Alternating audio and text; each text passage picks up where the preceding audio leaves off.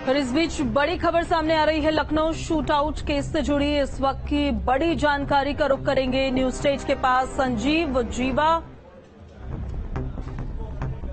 से जुड़ी बड़ी खबर सामने आई है। इस वक्त की बड़ी खबर आपको बता दें, न्यू स्टेट के पास संजीव जीवा की पोस्टमार्टम रिपोर्ट है। इस वक्त की बड़ी खबर आपको बता रहे हैं, जीवा की बुधवार को गोली मारकर हत्या कर दी गई थी। लखनऊ शूटआउट से जुड़ी बड़ी खबर, न्यू स्टेट के पास संजीव जीवा की पोस्टमार्टम रिपोर्ट है। हालांकि आपको बता दें, देखिए जिस तरह से दिन दहाड़े कोर्ट रूम में गोली मारकर संजीव जीवा को मौत के घाट उतार दिया गया, उसकी हत्या कर दी गई, उसके बाद से ही तमाम तरीके के सवाल कानून व्यवस्था पर भी उठने लगे थे। लेकिन पोस्टमार्टम रिपोर्ट अब सामने आ गई है और न्यू स्टेट के पास पोस्टमार्टम रिपोर्ट है। क्या क्या चीजें उसमें शामिल है वो आपको जल्दी बताएंगे। और ये देखिए वही पोस्टमार्टम रिपोर्ट जो संजीव जीवा की अब सामने आई है, उसका पोस्टमार्टम कराया गया और उसके बाद ये रिपोर्ट सामने आई है। संजीव माहेश्वरी उर्फ जीवा, जो एक बड़ा गैंगस्टर था और जेल में सजा काट रहा था, पेशी के दौरान कोर्ट में लाया गया। उसी दौरान उसकी गोलियों से भूनकर हत्या कर दी गई। बुधवार का दिन उत्तर प्रदेश के लिए काफी अहम था, क्योंकि उस दिन कानून व्यवस्था जिस पर सरकार अपनी पीठ थपथपाती है, उस पर ही सवाल खड़े हो गए। कोर्ट रूम के अंदर तमाम पुलिसकर्मियों के बीच में, पूरी सुरक्षा व्यवस्था के बीच में संजीव माहेश्वरी की हत्या कर दी गई। गोलियों से भूनकर उस शख्स ने, शूटर ने मौत के घाट उतार दिया, जो वकील का भेष लेकर आया था। और यह पोस्टमार्टम रिपोर्ट की एक कॉपी है, न्यू स्टेट के पास है। एक्सक्लूसिवली हम आपको दिखा रहे हैं, ये संजीव जीवा की पोस्टमार्टम रिपोर्ट है, उसी की कॉपी देखिए अब सामने आई है। 6 गोलियां मारी गई थी और मौत के घाट उतार दिया गया था। तो एक्सक्लूसिव तस्वीरें न्यू स्टेट आपको दिखा रहा है। देखिए संजीव माहेश्वरी उर्फ संजीव जीवा, जो एक बड़ा गैंगस्टर था, मुख्तार अंसारी का काफी करीबी माना जाता था, उसको कोर्ट रूम के अंदर दिन दहाड़े भरी अदालत के बीच में गोलियों से भूनकर मौत के घाट उतार दिया गया। जो आरोपी था शूटर विजय यादव, जिसने गोलियां चलाई, वो वकील का भेष धारण करके वहां पर पहुंचा था और उसके बाद उसने संजीव माहेश्वरी की हत्या कर दी। फिर उसने सरेंडर भी कर दिया। फिलहाल पुलिस की गिरफ्त में ही है विजय यादव, जो जौनपुर का रहने वाला है। लेकिन अब जांच का दौर देखिए लगातार जारी है। एसआईटी की टीम गठित की गई और उनकी जांच शुरू हो चुकी है। लेकिन कई तरह के एंगल्स, कई तरह के कनेक्शन सामने आ रहे हैं। सुनील राठी गैंग पर भी सवाल उठ रहे हैं, उनकी तरफ भी शक की सुई घूम रही है कि कई गैंग वॉर के चलते उन्होंने संजीव जीवा की हत्या तो नहीं करवा दी है। और ज्यादा जानकारी के साथ संवाददाता शुभम पांडे लाइव हमारे साथ लखनऊ से कनेक्ट हो गए हैं। अब पोस्टमार्टम रिपोर्ट भी आ गई है। शुभम, क्या क्या चीजें इसमें मेंशन की गई है, क्या जानकारी है? जी बिल्कुल, इस वक्त न्यूज स्टेट के पास ये जो पोस्टमार्टम की एक्सक्लूसिव रिपोर्ट हमारे पास इस वक्त मौजूद है। ये आप देख सकते हैं कि संजीव माहेश्वरी जीवा की ये पोस्टमार्टम रिपोर्ट है, जिसमें साफ तौर पर यह बताया गया है कि लगभग 16 एंट्री और एग्जिट उसकी बॉडी में है। तो इससे अंदाजा लगाया जा सकता है कि लगभग 8 गोलियां उसको लगी हैं और जिसके बाद उसकी मौत हो गई है। लगभग उसका 76 किलो के आसपास का उसका वजन था।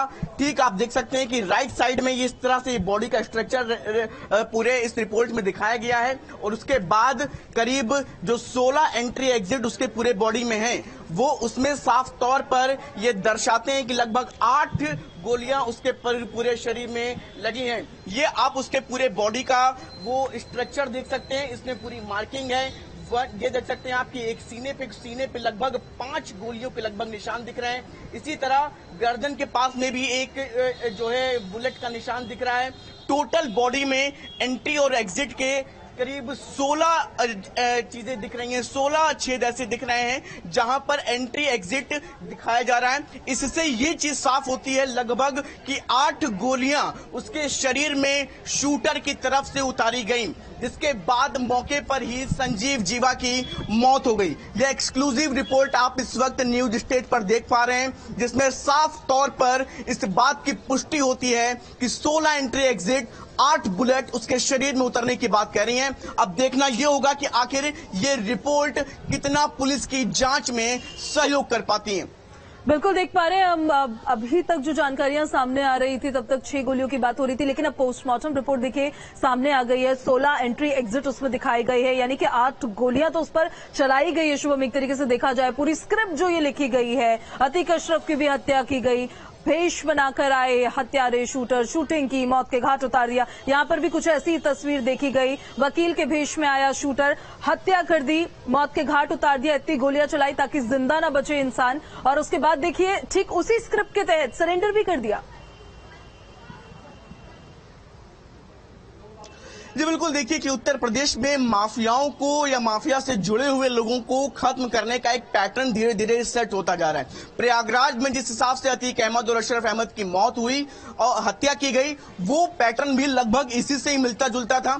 माफिया अतीक अहमद और अशरफ अहमद दर्जन भर क्या कई सैकड़ों के आसपास उनके ऊपर जो है मुकदमे थे, जिन पर लगातार कोर्ट में सुनवाई चल रही थी, और इसी तरह ही वो भी कोर्ट में सुनवाई की तरह लाया जा रहा था, मेडिकल टेस्ट कराया जा रहा था। उसी दौरान ही उसके ऊपर कुछ या एक तरफ जहां इतने बड़े माफिया और उनको मारने वाले लोग, वहां से 2-3 मुकदमे उनके ऊपर। इसी तरह राजधानी लखनऊ के हाईकोर्ट परिसर में भी जो हत्या का मामला है, ये भी इसी तरह से मिलता जुलता है। 22 से अधिक मुकदमे थे संजीव जीवा पर, आप समझिए। और इस दौरान जो तमाम सुरक्षा व्यवस्था है वो भी पूरी तरह से थी, लेकिन उस दौरान भी जो विजय यादव है, जिसके ऊपर ये पूरा हत्या का आरोप है, बताया जा रहा है कि उसके ऊपर कोविड के समय एक मुकदमा दर्ज कराया गया था। कोविड के नियमों का उल्लंघन उसने किया था, लॉकडाउन के नियमों का उल्लंघन किया था। और एक मुकदमा और था जिसमें वो एक युवती को बहला फुसला करके अपने साथ ले जा रहा है। मामूली सी घटनाओं वाले जो ये आरोपी हैं, इस तरह की बड़ी वारदातों को अंजाम देने में किस कदर जो है सफल हो रहे हैं, ये एक बड़ा चैलेंज अब आने वाले दिनों में उत्तर प्रदेश की पुलिस और इंटेलिजेंस के लिए है। क्योंकि ये किसी भी तरह से, क्योंकि इतने बड़े अपराधी नहीं है कि इनके ऊपर पुलिस नजर रख पाए, और कब कहां किस तरह से